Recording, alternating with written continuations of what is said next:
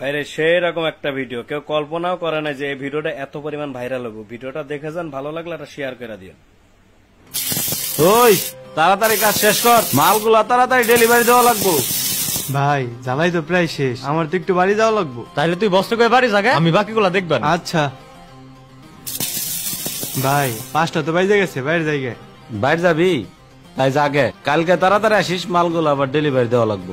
আচ্ছা ঠিক আছে ভাই, আসমনি। কিরে শাওন, কাজের সময় তো শেষ হয়ে গেছে, রবিউল বাড়ি চলে গেল, সবাই বাড়ি চলে গেল, তুই যাবি না? না ভাই, এই কাজটা শেষ করেই বাড়ি যাবো, কালকে আবার অন্যরা ধরবানি। এই কামটা শেষ করে যাবি? সবাই তো চলে গেল, তুই একা পারবি তো? তোর বেশি চাপ হয়ে যাবো না? আরে ভাই সমস্যা নাই, আমি পারুম। আর আপনি বাসায় চলে যান, আমি কামটা শেষ করে দোকানটা বন্ধ করে যাবানি। আচ্ছা ঠিক আছে, তুই খায় নিস। আচ্ছা ভাই। ছেলেটা কামের প্রতি কোনো আলসি নেই।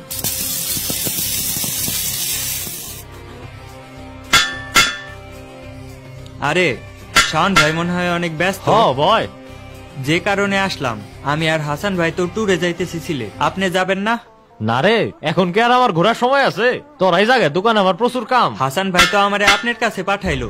হাসান ভাই তো আপনারে কত ফোন দেয়, আপনি তো ফোন ধরারই সময় পান না।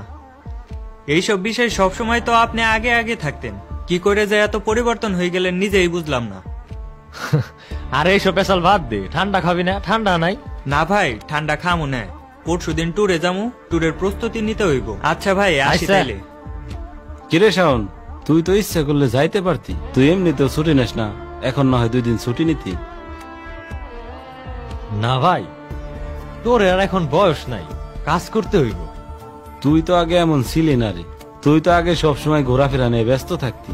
আমার মনেও প্রশ্ন জাগে যে এত বন্ধু বান্ধবের আড্ডায় মজে থাকা লোকটা কিভাবে এত দায়িত্বশীল হয়ে যায়। ভাই, আমার জীবনের একটা ঘটনাই আমার জীবনটারে পুরা পরিবর্তন করে দিছে। হ মা, ঠিকই কইছস। যাই হোক, অনেকদিন ধরে কোনো টোর মোড় দেই না, চল কক্সবাজার থেকে ঘুরে আসি গে।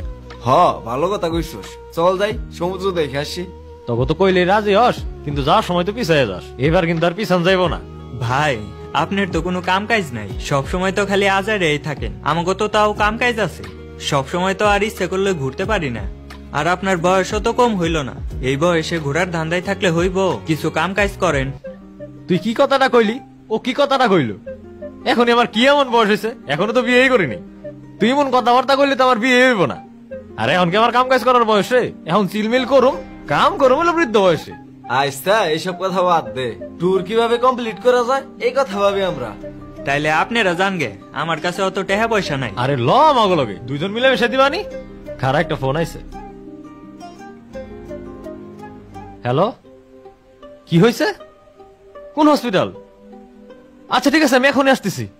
হই, আব্বা নাকি অসুস্থ হয়ে পড়ছে, আমার হসপিটালে যাইতে হইব। আইসে ঠিক আছে, বিকাল আসিস। আসলে ওই একটা ফোন কলই আমার পুরো জীবনটা পাল্টে দিল। ডাক্তার কইল 2 লাখ টাকা লাগবো। আমি এখন 2 লাখ টাকা কেমনে ব্যবস্থা করুম? দেখি কাকা ভিতরে থেকে আসুক, কথা কই। ওই যে করছি, ভর্তি করে দিয়ে আইছি, আর কিছু ওষুধ পানি কিনে দিয়ে আইছি। কাকা টাকা তো লাগবো বলে 2 লাখ, আমি এত টাকা কই পামু? এখন 2 লাখ টাকা কইতে ব্যবস্থা করবি, আমি কেমনে কমু? যখন তোর কাজ করার সময় আসলো তখন তো তুই বন্ধু বান্ধবের লগে ঘুরে বেড়াইছা, এখন তুই তোর বন্ধু বান্ধবের কাছে চা দেখ দেয় নাকি? কাকা 2 লাখ টাকা তো অনেক টাকা, ও কাছে চামুনি, কিন্তু ওরা তো আর এত টাকা দিয়ে পারবো না। আপনি একটু ব্যবস্থা করে দেন না। আমার কাছে টাকা থাকলে তো আমি দিতামই, আর আমার সামর্থ্যে যতটুকু করেছে অতটুকু আমি করছি। তোকে বাড়ি ক্যাশ পাতি নাই কিছু? না কাকা, বাড়ি তো তেমন টাকা পয়সা নাই। কয়দিন আগে আব্বা ঋণ পাতি শোধ করলো, এখন তো একবারে ফাঁকা। টাকা পয়সার কথা কি মুখে সারবো নাকি? অন্য কোথাও দেখ, চেষ্টা করে পাস নাকি? আচ্ছা ঠিক আছে কাকা, আমি সবার কাছে টাকা চাইয়া দেখতেছি, আপনি একটু চেষ্টা করেন, আমার বাবারে তো বাঁচান লাগবো। আচ্ছা ঠিক আছে, আমি যাই গে। তখন আমার মাথায় আকাশ সমান চিন্তা, আমার টাকা দরকার, আমার বাবাকে তো বাঁচাতে হবে। কি রে, এত ইমার্জেন্সি আসতে কইলি, কি হয়েছে? বন্ধু, আমার বাবাটা অনেক অসুস্থ, ডাক্তার কইছে লাখখানিক টাকা লাগবো। আমার কাছে তো টাকা নাই, তুই আমার কিছু টাকা দিয়ে সাহায্য করিস না বন্ধু। না বন্ধু, আমার এখন ব্যবসার অবস্থা ভালো না, আমি তোর এখন টাকা দিতে পারব না রে। বন্ধু, তোরা ছাড়া তো আমার কেউ নাই, আমি অনেক টাকার বিপদে পড়ছি, আমার একটু সাহায্য কর। না রে বন্ধু, আমি এখন পারব না, তুই অন্য জায়গায় দেখ। আমি জানি ওর ব্যবসা অনেক ভালো চলতেছে, কিন্তু ও টাকা দিবে না, কারণ টাকা তো সোনার হরিণ।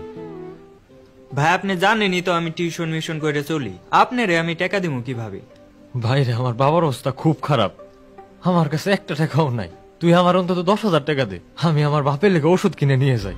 না ভাই, আমি আপনার টাকা দিতে পারুম না। সামনে আবার আমি ট্যুরে যাবো, আমার টাকার দরকার আছে। হ্যাঁ, টাকা দরকার তো সবারই আছে, টাকার কাজ তার মুখে সারবে না।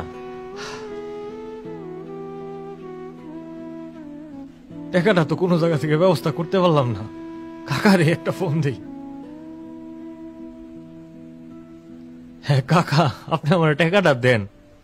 আমি তো তোরে কইলাম আমার কাছে কোনো টাকা পয়সা নাই, থাকলে এতবার সাউন্ড লাগতো নাকি? আমি আমার ভাইয়ের জন্য কিছু করতাম না? কাকা, আপনি যদি টাকাটা না দেন আমি আমার বাবারে বাঁচাইতে পারুম না। আপনি আমার কিছু টাকা দেন, আমি কাকা আপনার ফেরত দিতে পারি। তোরা যে কি করস না।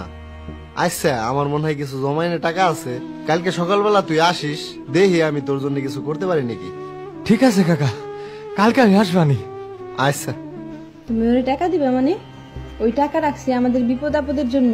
আমাকে বিপদ আপদ আইলে তখন তুমি কি করবে? আরে ও তো কইছে টাকাটা ফেরত দিয়ে দেবো। ও কিসের টাকা ফেরত দেবো? ও হইলো বাতাই মেয়ে, কোনো কাম কাজ করে না, ও কোনোদিনও টাকা ফেরত দিতে পারবো না। আচ্ছা ঠিক আছে, টাকা না দিলাম, এখন হইব তো?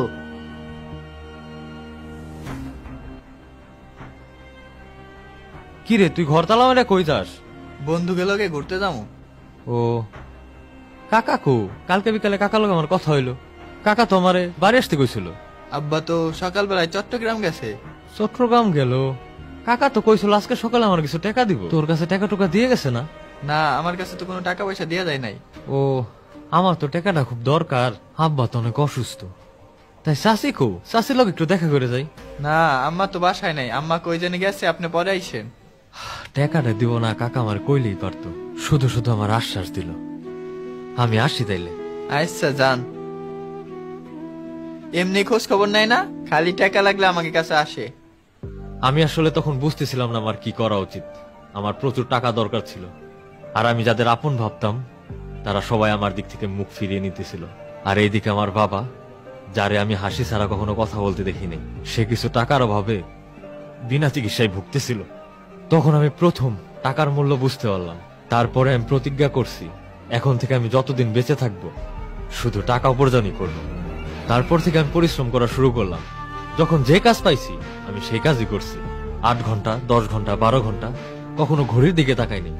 তাকাইছি শুধু টাকার দিকে। আমাকে টাকা কামাইতেই হবে। ভাই, আমি বুঝে গেছিলাম এই দুনিয়ায় টাকা ছাড়া কিছুই সম্ভব না। শুধুমাত্র বন্ধুত্ব বা মজা দিয়ে সংসার চলে না। পরিবারে বাঁচাইতে হইলে কাজ করতে হয়, পরিশ্রম করতে হয়। ভাই, জীবনে টাকার অনেক দরকার আছে। টাকা মানে স্বাধীনতা, টাকা মানে নিরাপত্তা, আর টাকা মানেই সম্মান। আর যেই দিনে আমি এই সত্যটা বুঝে গেছি ভাই, সেই দিনকে থেকেই আমি আমারে বদলাই নিছি। শাওন, তুই তো শুধু পরিবর্তন হস নাই রে, তুই তো মানুষের জন্য একটা উদাহরণ স্থাপন করছিস। আর তোরে দেখা মানুষের অনেক কিছু শেখার আছে রে। টাকা না থাকলে শুধু স্বপ্ন নয়, পরিবারের হাসিটাও হারিয়ে যায়। অনেকে বলে টাকা নাকি সুখ কিনতে পারে না। হ্যাঁ, টাকা সুখ কিনতে পারে না, কিন্তু অভাব আপনার সুখ